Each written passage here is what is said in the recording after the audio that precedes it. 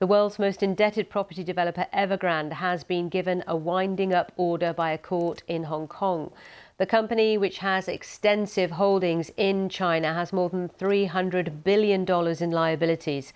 Evergrande shares fell by more than 20% on the news before trading was suspended on the exchange in Hong Kong. Let's go live to Beijing now and speak to our China correspondent, Stephen McDonnell. Stephen, this has been rumbling on for a long time. Finally, a court in Hong Kong has said enough is enough.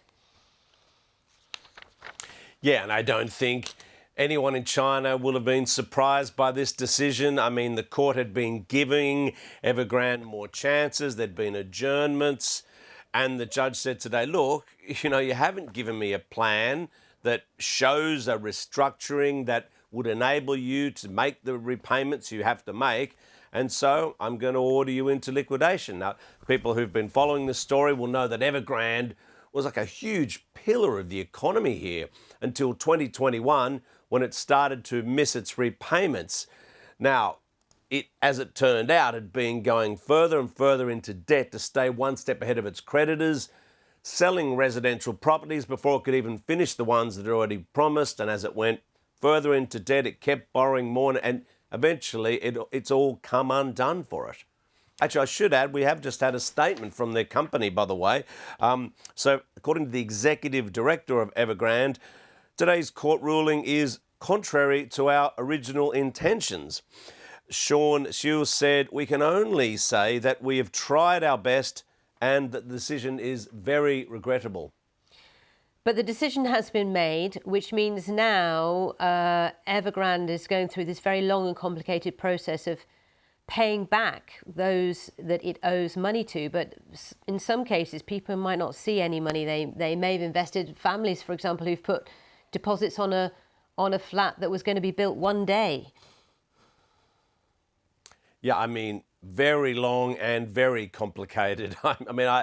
People are already trying to understand how this is going to play out. One problem is it's not even guaranteed that officials in China will recognise the court-appointed liquidator, their right to be able to seize assets in mainland China.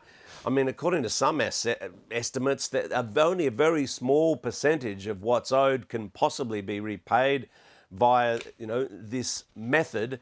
And so, in a funny way, it's also the Chinese system on trial, if I could put it that way. This country wants more foreign investment, and investors are going to be looking at how this plays out. And if these international creditors, and they're the ones who've brought this to the courts in Hong Kong in the first place, if they can't get their money back, if they can't get access to these assets that Evergrande has in mainland China, well, I think yet again there'll be people questioning, should I really be investing that much money in China? Is it too risky? And so, yeah, a lot to be played out yet. And funnily enough, in the interim, for potentially years to come, Evergrande will keep building buildings here because there's a lot of unwinding, a lot of reorganisation that has to take place. And even, would you believe, the chance of yet another attempt to strike a deal to somehow bail them out?